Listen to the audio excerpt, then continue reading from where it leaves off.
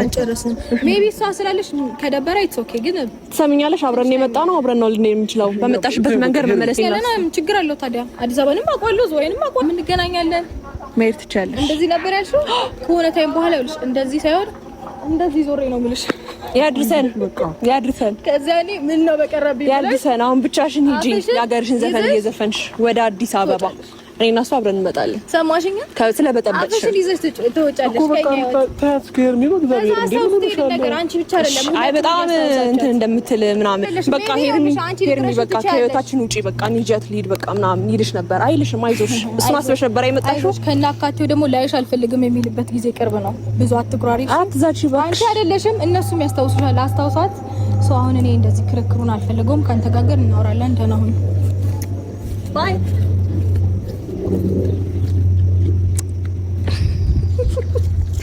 የሄርሜላ መጨስ ጨሰች እኔ ምን እንደምልክ አላውቅም አብርሽ ማለት እንደዚህ ረብሽክ አልፈልግም ገባክ ህይወትን ሰላም ማድረግ ነው የምፈልገው አንድ ያወራሽ ተር እንደ ሄርሜ በቃ ምንም እኮ ጋር በጨቀ አብርሃም ያለኝን ማንነት እንዲሰጥ የምታደርገው እሷ ናት ገባክ እንዴ እስካሁን ዝም ስለምላት ነው እንዴ አንተ ስትነካኝና አልልካች የሌለኝን ማንነት እንድሰጥ ነው ወይም ደግሞ እንዳወጣ የሌለኝን ባህሪ እንዳመጣ እያደረገችኝ ያለችው ሩታ ናት እያለች ነው እንግዲህ ወይዘሮ ሄርሜላ ማለት ነው። ሰላም ጤና ይስጥልኝ ውድና የተከበራችሁ የቻናል ቤተሰቦች ሰላማችሁ ብዝት ይበልልኝ። ዛሬም እንግዲህ በአዲስ ነገር ተከስተናል ጋይስ። ለዚህ ቤት አዲስ ከሆናችሁ ቻናሉን ሰብስክራይብ እያደረጋችሁ አበረታቱኝ። እንግዲህ ትላንትና ሩታዬ ዝዋይ እንደሄደች ሁላችንም እናውቃለን። ከዛ እንደተገናኙ አብርሽና ሩቲ ከዛ ደግሞ ዛሬ በድጋሚ ሄርሜላ በጣም ተፍጨርጭራ አራድብን ብላ እንግዲህ ሌሊቱን ተኝታ አላደረችም ይመስለኛል። ፊቷ ምናምን ነገር ያስታውቃል። ሩታ ማውራት አለብኝ እሷ ማነች ከማንስ ትበልጣለች እንዴትስ በኔ ህይወት ትመጣለች ብላ እንግዲህ በጣም ተናዳለች። በነገራችን ላይ ከአብርሽ ጋር ከካሜራ ጀርባ በጣም ብዙ ነገሮችን ተናግረዋል። ግን ሄርሜላ ዝም ማለት አልፈለገችም። ዝም ስላልኩ ነው እንደዚህ ይህን ያህል መንገድ የሄደችው እያለች ነው። በነገራችን ላይ ሄርሜላ የሩታ ጥፋት ብቻ ሳይሆን ሄርሜላም ጥፋት አለባት። ነገር ግን ደግሞ አሁን ሩታ እንደዚህ በቃ የሆነ ነገር ለማድረግ ነው እንጂ በእርግጠኝነት አብርሽን ፈልጋው ከአብርሽ ጋር ህይወት ለመቀጠል አይደለም ጋይስ። የምሬን ነው የምላችሁ። በጣም ብዙ ነገሮች ላይ ስትናገር በጣም እንትን የምትደባብሳቸው ቦታዎች አሉና እንደዚህ አብርሽ አልፈልግሽም እያላት እሷ ደግሞ በግድ ፈልግሃለሁ ብላ እውነት ትዳሮን ለመመለስ አይመስለኝም እኔ እህቷም እንዳለችው ማለት ነው። ውሸታችሁ ይበቃል፣ ለቤተሰብ ክብር ይኑራችሁ ብላለች እና እውነቱን ለመናገር አሁን ላይ የቤተሰብን ክብር ገፍቶ እየመጣ ያለው ከራሷም ክብር አልፋ የቤተሰቦቿን ክብር ለማስነካት የምትሞክረው ሩታ ናት ብዬ ነው የማስበው እኔ። ለምን አሁን ላይ ሩታ በጣም እያደረገችው ያለችው ነገር ትክክል አይደለም።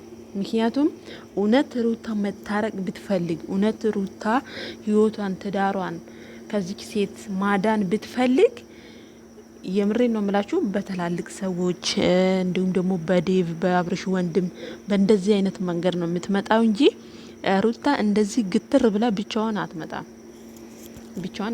እና ይሄ ነገር ደግሞ ውሸት እንደሆነ ስለምታቅ ነው እዱ የሩታ እህት እንደዚህ ወታ እየተናገረችውና አብርሽ ቢገባው ማለት ነው ቢገባው አሁን ነበረ የሚገባው። የምሬን ነው የምላችሁ እውነት አሁንም አብርሽ አይዶን ብቻ ተመልሶ ወደ ሩታ ህይወት የሚመጣ ከሆነ በጣም ምስኪን ልጅ ነው ማለት ነው ጋይስ። የምሬን ነው የምላችሁ በጣም አሳዝኖኛል አሁን ራሱ ማለት ነው። ለምን መሰላችሁ? የዋህ ስለሆነ አስባችሁታል። ተለያይተው ያ ሁላ ነገር ተፈጥሮ አሁንም ትላንትና በመጣችው አመጣጥ ብቻ ልቡ ወደ ሩታ እንዳለ ነው የሚያሳየው። በቃ ሄርሜላ ጭራሽ እንድትናገር አይፈልግም። ሄርሜላን አንቺ ዝም በይኔ ያውቃለሁ እያላት ነው።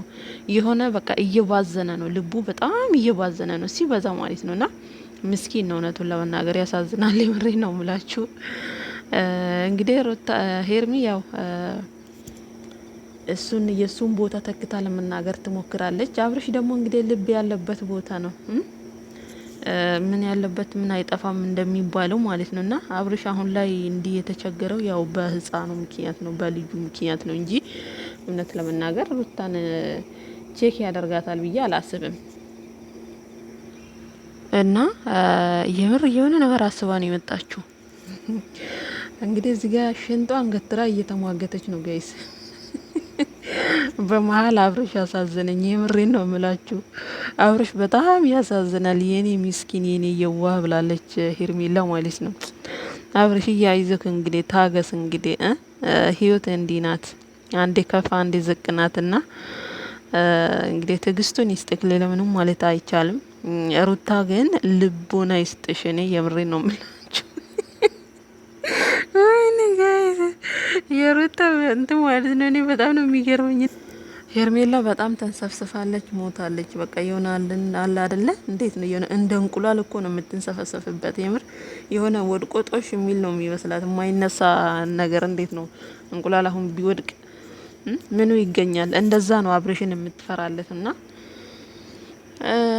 ብቻ እንግዲህ በጣም ፈርታለች። ምክንያቱም እዚህ መሀል ላይ ያለው ነገር አለ። ሩታም ደግሞ እንደዚህ በቃ የልብ ልብ የተሰማት በህፃኑ ምክንያት ነውና በጣም ያሳዝናል። ግን በጣም ሁሉም ሰው ፈርቷል አሁን ላይ። ዴቭም እጁን ያነሳው ለዛ ይሆናል። እህቷም ደግሞ ወታ እንደዚህ የተናገረችው በአደባባይ በይፋ ወታ የተናገረችው የሩታ ልብ ስለምታቅ ነው።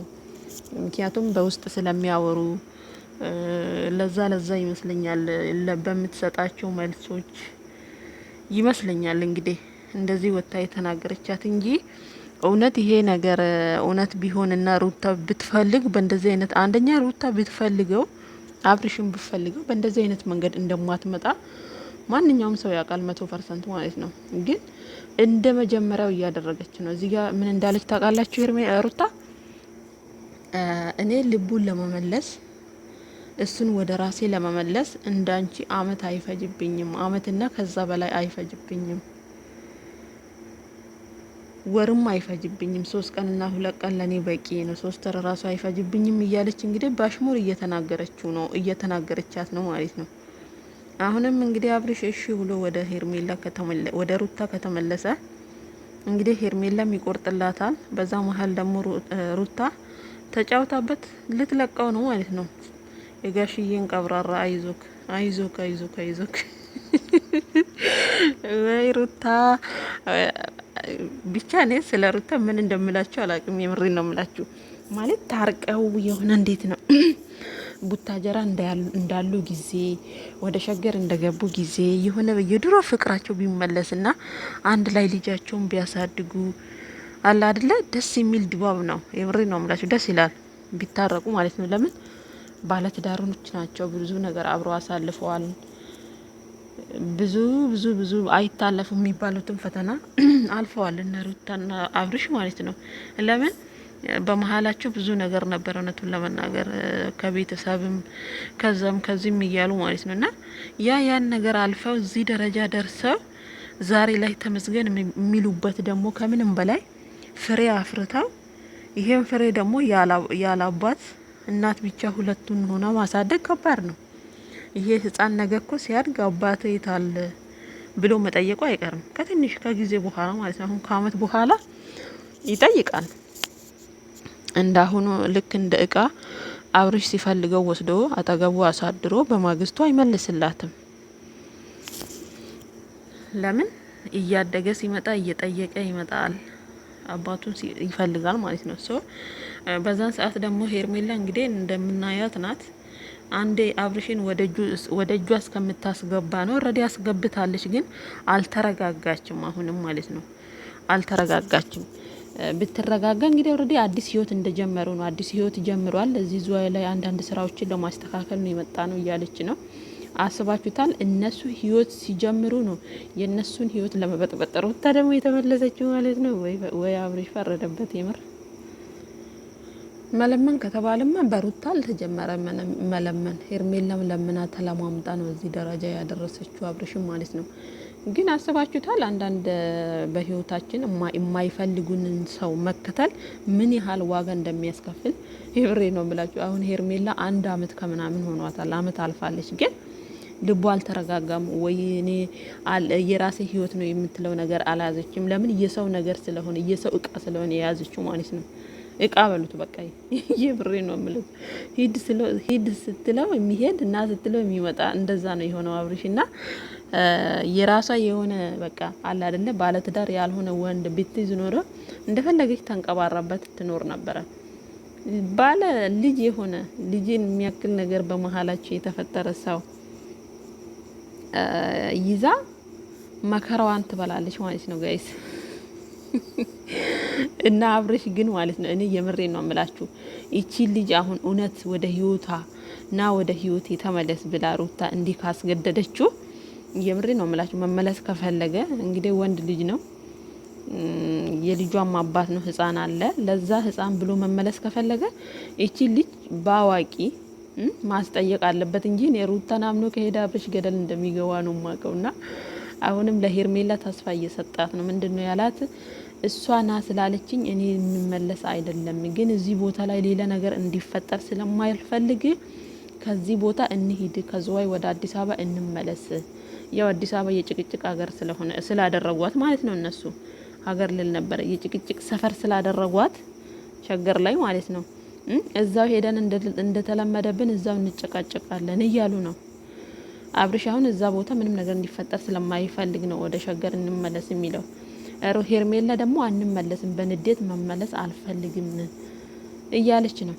እና በስተመጨረሻውም እንግዲህ ሩታ አብርሽን ይዛ ወደ ሸገር እንደምትመለስና አብርሽ እሺ ብሎ እንደው ምን ለማድረግ እንደፈለገች የምሬን ነው የምላችሁ ለማየት በጣም ጓጉቻለሁ ነው ማለት ነው።